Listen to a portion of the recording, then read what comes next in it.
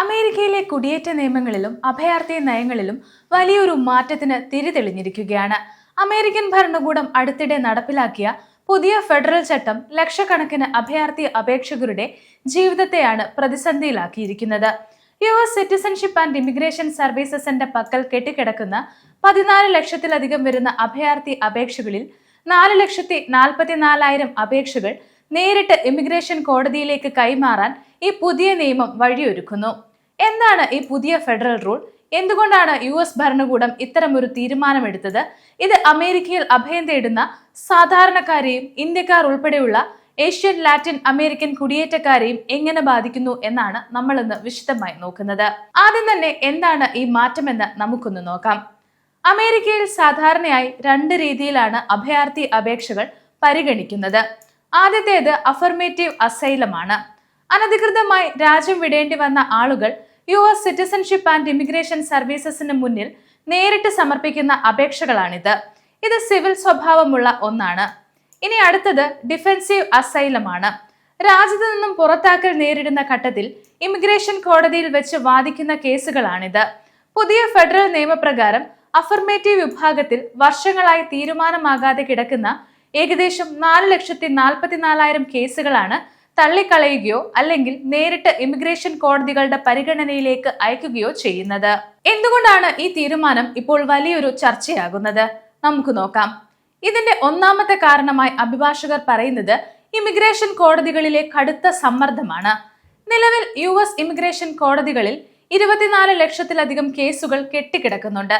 ഇതിലേക്ക് ഒറ്റയടിക്ക് 4 ലക്ഷത്തിലധികം പുതിയ കേസുകൾ കൂടി എത്തുമ്പോൾ ഇമിഗ്രേഷൻ ജഡ്ജിമാരുടെയും കോടതി സംവിധാനങ്ങളുടെയും മേലുള്ള ജോലിഭാരം താങ്ങാനാവാത്ത വിധം വർദ്ധിക്കും. ഒരു കേസിൽ വിചാരണ പൂർത്തിയാക്കാൻ വർഷങ്ങൾ തന്നെ കാത്തിരിക്കേണ്ടി വരും. അടുത്തത് നാടുകടത്തൽ ഭീഷണിയാണ്. USCISന്റെ മുന്നിൽ വരുന്ന അപേക്ഷ നിരസിക്കപ്പെട്ടാൽ അപേക്ഷകന് കൂടുതൽ നിയമപരമായ സാവകാശം ലഭിച്ചിരുന്നു. എന്നാൽ കേസ് നേരിട്ട് ഇമിഗ്രേഷൻ കോടതിയിലേക്ക് മാറ്റപ്പെടുമ്പോൾ അപേക്ഷകൾ ഔദ്യോഗികമായി ഡീപ്പോർട്ടേഷൻ അല്ലെങ്കിൽ റിമൂവൽ പ്രോസസ്സിംഗിന്റെ ഭാഗമായി മാറുന്നു. അഥവാ കോടതികൾ അപേക്ഷകൾ തള്ളിയാൽ അടിയന്തരമായി നാടുകടത്തപ്പെടാനുള്ള സാധ്യത വളരെ കൂടുതലാണ്. അടുത്തത് പ്രൊഫഷണൽ ലീഗൽ സഹായത്തിന്റെ കുറവുണ്ടാകാൻ സാധ്യത കൂടുതലാണ്. കോടതി നടപടികളിലേക്ക് കേസ് മാറുമ്പോൾ അപേക്ഷകർക്ക് യോഗ്യരായ ഇമിഗ്രേഷൻ അഭിഭാഷകരുടെ സഹായം അത്യാവശ്യമാണ്. എന്നാൽ സർക്കാർ തലത്തിൽ സൗജന്യ ലീഗൽ എയ്ഡഡ് ലഭ്യത കുറവായതിനാൽ ഭൂരിഭാഗം സാധാരണക്കാർക്കും വൻതുക നൽകി വക്കീലിനെ വെക്കാൻ സാധിക്കാതെ വരുന്നു. ഇത് അർഹരായ ആളുകൾക്ക് പോലും അഭയം നിഷേധിക്കപ്പെടുന്ന സാഹചര്യത്തിലേക്ക് നയിച്ചേക്കാം. ഇനി ഈ നിയമം കൊണ്ട് എന്താണ് US ഗവൺമെന്റ് ലക്ഷ്യം വെക്കുന്നത് എന്ന് നോക്കാം. ഈ നയം നടപ്പിലാക്കുന്നതിലൂടെ USCISൽ വർഷങ്ങളായി കെട്ടിക്കിടക്കുന്ന അപേക്ഷകളുടെ ബാക്ക്ലോഗുകൾ വേഗത്തിൽ തീർക്കാനാകുമെന്നാണ് ഫെഡറൽ അധികൃതരുടെ വാദം. നിർദ്ദിഷ്ട യോഗ്യതയില്ലാത്ത അപേക്ഷകളെ വേഗത്തിൽ തിരിച്ചറിഞ്ഞ് കോടതി വഴി പുറത്താക്കുക എന്നതാണ് ഭരണകൂടം ഇതുവഴി ലക്ഷ്യമിടുന്നത്. മനുഷ്യാവകാശ സംഘടനകളും ഇമിഗ്രേഷൻ അഭിഭാഷകരും ഭരണകൂടത്തിന്റെ ഈ നീക്കത്തെ ശക്തമായി വിമർശിക്കുന്നുണ്ട്. ഇതിനെതിരെ അവർ ചില കാര്യങ്ങൾ ചൂണ്ടിക്കാണിക്കുന്നുണ്ട്. അവകാശ സംരക്ഷണ സംഘടനകൾ ചൂണ്ടിക്കാണിക്കുന്ന ചില പ്രധാന പോയിന്റുകൾ കൂടെ നമുക്കൊന്ന് നോക്കാം. ഒന്നാമത്തേത് ഡ്യൂ പ്രോസസ് നിഷേധിക്കപ്പെടലാണ്. വേഗത്തിൽ കേസുകൾ തീർപ്പാക്കാനുള്ള വ്യഗ്രതയിൽ ശരിയായ വിചാരണയും തെളിവെടുപ്പും ഇല്ലാതെ അപേക്ഷകൾ തള്ളിപ്പെടാൻ ഇടയാകും.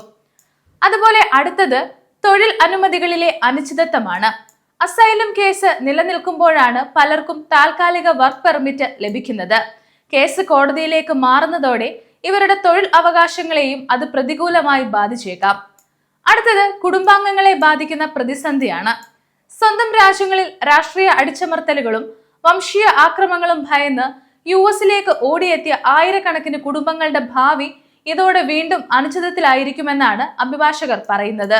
അമേരിക്കൻ ഇമിഗ്രേഷൻ സംവിധാനത്തെ കൂടുതൽ കർശനമാക്കാനും ബാക്ക്ലോഗുകൾ കുറയ്ക്കാനും ലക്ഷ്യമിട്ട് കൊണ്ടുവന്ന ഈ ഫെഡറൽ റൂൾ നിലവിലുള്ള ഇമിഗ്രേഷൻ കോടതികളെ കൂടുതൽ സങ്കീർണമായ അവസ്ഥയിലേക്ക് തള്ളിവിടുമെന്നാണ് വിദഗ്ധർ അഭിപ്രായപ്പെടുന്നത്. വരും ദിവസങ്ങളിൽ ഈ ഉത്തരവിനെതിരെ കോടതികളിൽ ഹർജികൾ ഉയർന്നു വരുമോ അതോ ഈ നയം പൂർണ്ണമായും പ്രാബല്യത്തിൽ വരുമോ എന്നത് കാത്തിരുന്ന് കാണേണ്ടതാണ്. US ഇമിഗ്രേഷൻ വാർത്തകൾ അറിയാൻ ഈ ചാനൽ സബ്സ്ക്രൈബ് ചെയ്യുക. നിങ്ങളുടെ അഭിപ്രായങ്ങൾ താഴെ കമന്റ് ചെയ്യുക.